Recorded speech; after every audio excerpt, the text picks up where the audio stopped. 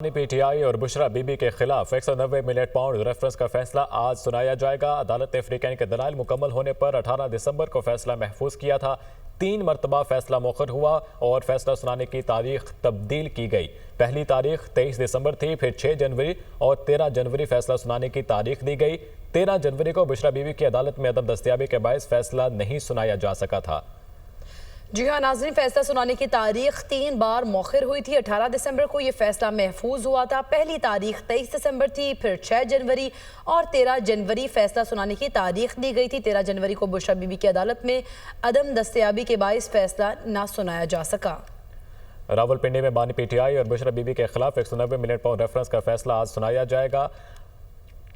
फैसला सुनाने की तारीख 3 बार मौखर हुई थी। पहली तारीख 23 दिसंबर थी, फिर 6 जनवरी और 13 जनवरी फैसला सुनाने की तारीख दी गई। अहमद भट्टी हमारे साथ मौजूद हैं, इस बारे में तफसीलात उनसे लेंगे। अहमद भट्टी, आगाह कीजिएगा। जी बिल्कुल, 190 मिलियन पाउंड रेफरेंस का फैसला आज अडाला जेल में सुनाया जाएगा। इसके लिए एहतसाब अदालत के जज नासिर जावेद राना ने मुखला सफाई मुफाई मुलजमान और प्रोसिक्यूशन टीम को तलब कर रखा है। इस फैसले सुनाए जाने के आज के दिन के लिए पुलिस की जानब से भी सख्त सिक्योरिटी इंतजाम किए गए हैं। अडाला रोड पर 3 मुख्तलिफ पिकेट्स कायम की गई हैं, जबकि अडाला जेल के बाहर पुलिस की भारी नफरी तैनात की गई है।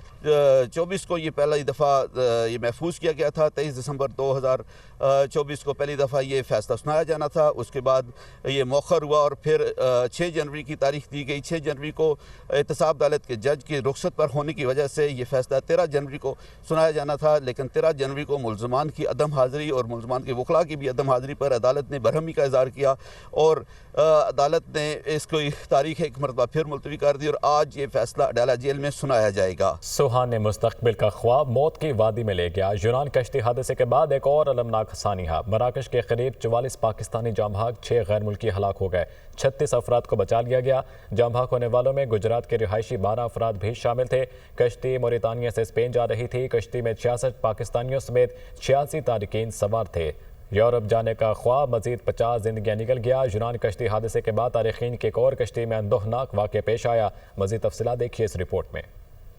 मोरितानिया से यूरोप रवाना होने वाली कश्ती में 66 पाकिस्तानियों समेत 86 तारिकीन सवार थे। कश्ती मगरबी अफ्रीका के रास्ते स्पेन जा रही थी। मराकश के बंदरगाह दखीला के करीब हादसे में मरने वालों में 12 अफराद गुजरात से ताल्लुक रखते हैं। ये तमाम लोग 4 माह कबल यूरोप के लिए रवाना हुए थे। जाम भाग अफराद के अहले खाना का कहना है कि एजेंट्स ने मजीद पैसों के लिए कश्ती को समंदर किनारे रोक रखा था। अहले खाना का कहना है कि तारिकीन वतन की कश्ती 2 जनवरी को स्पेन के लिए रवाना हुई थी। इंसानी स्मगलर्स ने मजीद पैसों का मुतालबा किया था और इंसानी स्मगलर्स ने 8 रोज तक कश्ती समंदर में ही खड़ी रखी।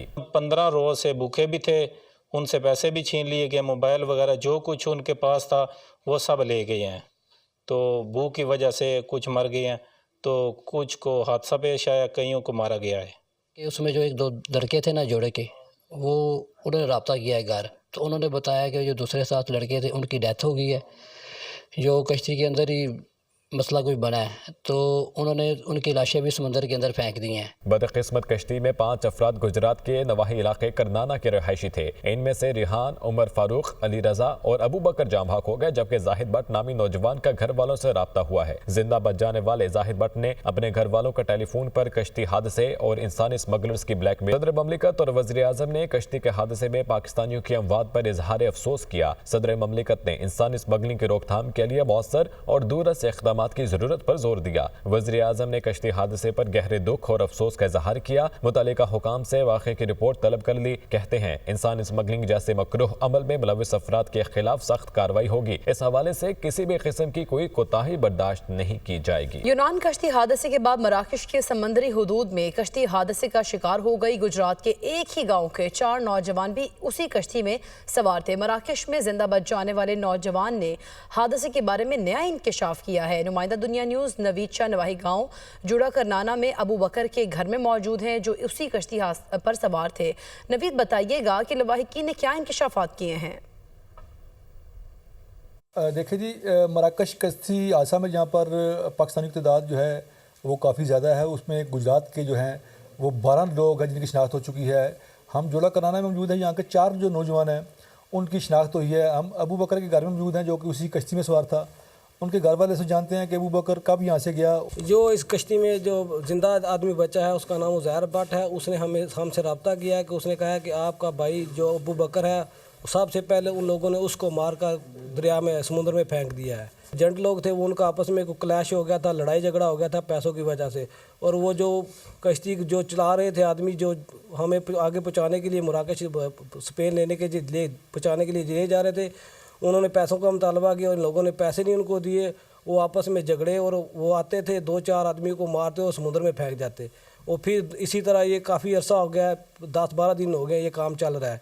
और हमें आज पता चला कि हमारा भाई अबू बकर भी इस दुनिया से चला गया। देखिए जी, ये हैरान कुन इंसाफ है कि ये नुमाइंदगी कर रहे हैं कि जो कश्ती हादसा का शिकार हुई है उसमें दरअसल एजेंटों की लड़ाई थी जो कि आपस में उनके पैसों का लेन देन था, वो उसकी भीड़ चढ़ रहे हैं जो पाकिस्तानी नौजवान हैं।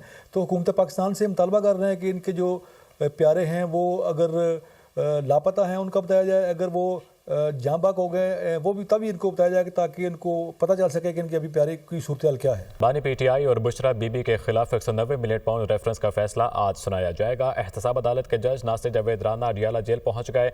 अदालत ने फ्रीकैन के दलाइल मुकम्मल होने पर 18 दिसंबर को फैसला महफूज किया था। एहतसाब अदालत के जज नासिर जावेद राना अडियाला जेल पहुंच चुके हैं। बानी पीटीआई और बुशरा बीबी के खिलाफ 190 मिलियन पाउंड रेफरेंस का फैसला आज सुनाया जाएगा। अदालत ने फ्रीकैन के दलाइल मुकम्मल होने पर 18 दिसंबर को फैसला महफूज किया था और जज नासिर जावेद राना अब पहुंच चुके हैं और आज ये फैसला सुनाया जाएगा। कुरम के इलाके बगन में खाने पीने का सामान ले जाने वाले काफिले पर हमले में शहीद एहलकारों की तादाद 2 हो गई है। 3 ड्राइवर जाँ बहक जबकि 5 एहलकार जख्मी हुए हैं। सिक्योरिटी फोर्सेस की जवाबी कार्रवाई में 6 हमलावर मारे गए, 10 जख्मी हो गए हैं। ताजिर रहनुमा का कहना है कि हमले में 5 ड्राइवर सहा लापता हैं। 10 से ज्यादा ट्रक्स को लूटने के बाद जला दिया गया, जबकि गुज़श्ता रोज टल से 35 ट्रक्स का काफिला अपर कुरम के लिए रवाना हुआ था। जिलाई इंतजामिया का कहना है कि कुरम में क़याम अमन के लिए इक़दाम जारी हैं। चीफ जस्टिस पाकिस्तान याहिया अफरीदी के ज़ेर सदारत जुडिशल कमीशन का इजलास आज होगा। इस्लामाबाद और बलूचिस्तान हाई कोर्ट्स में एडिशनल जजेस की तैनाती का मामला ज़ेर गौर आएगा।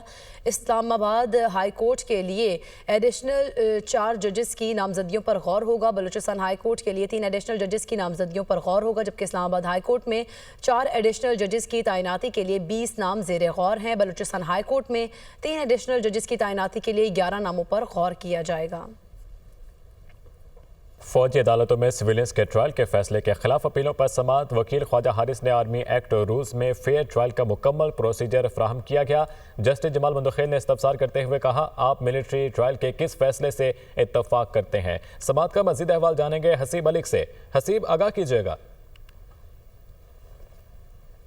देखिए, फ़ौजी अदालतों में सिविलियंस के ट्रायल के फ़ैसले के ख़िलाफ़ ये अपीलें हैं, जिसके ऊपर आज तकरीबन दूसरा हफ्ता है कि वज़ारत दिफ़ा के जो वकील हैं ख्वाजा हारिस, उनकी जानिब से दलाइल का सिलसिला जारी है। और गुज़िश्ता रोज़ देखा गया कि जस्टिस जमाल खान मंदोखेल की जानिब से ये रिमार्क्स दिए गए थे कि कोशिश कीजिएगा कि कल तक जो है आप अपने दलाइल मुकम्मल करें, जिसके ऊपर ख्वाजा हारिस की जानिब से भी अदालत को यही कहा गया था कि मैं 100% कोशिश करूँगा कि दलाइल मुकम्मल कर लिए जाएँ। दूसरी जानिब जस्टिस अमीनुद्दीन खान की जानिब से रिपोर्ट तलब की गई थी कि फ़ौजी अदालतों में अब तक कितने सिविलियंस के ट्रायल मुकम्मल हो चुके हैं, और इसके साथ साथ दीगर अहम पॉइंट्स जो है वो अदालत की जानिब से उठाए गए थे। आज भी ख्वाजा हारिस की जानिब से दलाइल का जो सिलसिला है वो जारी है, और अदालत की जानिब से इस्तफसार किया गया था कि आप कौन से फ़ैसले के को जो है इस पर तस्लीम करते हैं। और उसके हवाले से बताया गया कि जो 9 जजेस की जानिब से अक्सरियती फ़ैसला था लियाकत हुसैन का, ख्वाजा हारिस की जानिब से बताया गया, और उसके अंदर उनकी जानिब से ये भी कहा गया कि FB अली की तौसीक की गई थी लियाकत हुसैन केस के अंदर। तो दलाइल का जो सिलसिला है वो जारी है, आइनी बेंच समाअत कर रहा है। और ख्वाजा हारिस के गुज़िश्ता रोज़ उनकी जानिब से ये कहा गया था कि कोशिश करूँगा कि आज अपने दलाइल मुकम्मल कर लूँ। जी ठीक है हसीब मलिक, बहुत शुक्रिया आपका। पाकिस्तान और वेस्ट इंडीज़ मुल्तान में पहले टेस्ट में आज आमने सामने होंगे। धुंध के बायस टॉस ताख़ीर का शिकार। पाकिस्तान के मोहम्मद हुरैरा डेब्यू करेंगे। पाकिस्तान और वेस्ट इंडीज़ के दरमियान टॉस 9 बजे होना था। पाकिस्तान ने पहले टेस्ट के लिए प्लेइंग 11 का ऐलान कर दिया। जाम बाबर हमारे साथ मौजूद है। जाम, क्या वक्त दिया गया टॉस का?